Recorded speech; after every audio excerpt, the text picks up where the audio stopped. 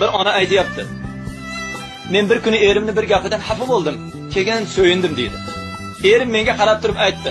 Farzand dunyoga keldi, farzandning chiroyliligidan, uni qiliqlaridan ikkomiz tong ottiramiz dedi. Ustida tomosha qilib o'tirib tong ottiramiz dedi. Bolamiz chiroyli qiliqlar qiladi dedi.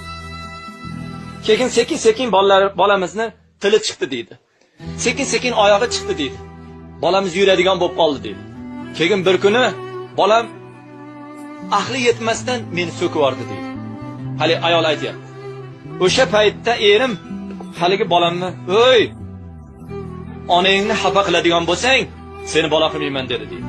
O'sha paytda men erimga qarab turib, "Hay, bu yosh bola, nimaga yosh bola unaqa deysiz? Tek qo'ying, bu kichkinada" dedim deydi. Oradan 15 yil o'tdi deydi. 20 yoshga kirganda haligi bolam menga, "Siz nimani bilasiz?" deb chiqib ketdi deydi. O'shanda erimga bir qaradim, atrofimda boshqa himoyachi yo'q edi. 15 yil avval bolam 5 yoshida meni so'kib menga qo'lini siltaganda, otasi tarbiya qilaman deganda aralashib qo'yuvdim. 20 yoshda stolni urib turib, "Ey ona, siz nimani bilasiz?" deb chiqib ketganda, atrofimda himoyachilik ko'rmay erimga shunday qarasam, yerga qarab turib, shunday dedi deydi. Qarang. Nima deb o'ylaysizlar? Aslida bu ayolga bunday deyish kerak edi. Mana shu o'zing ekkan meva. O 5 yoshida so'kkanimda aralashgansan, endi o'zing ko'r deyish kerakmidi? Shuni demabdi.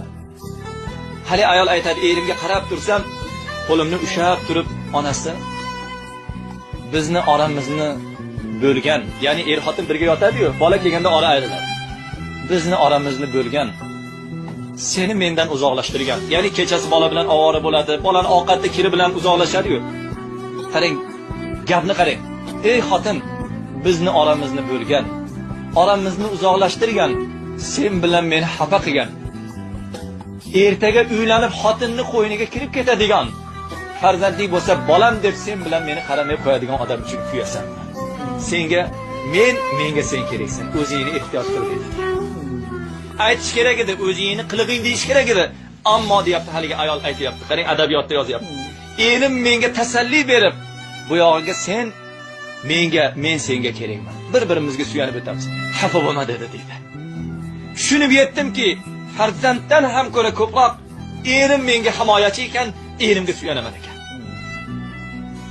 Ilohim farzandlarimiz noqobil bo'lmasin.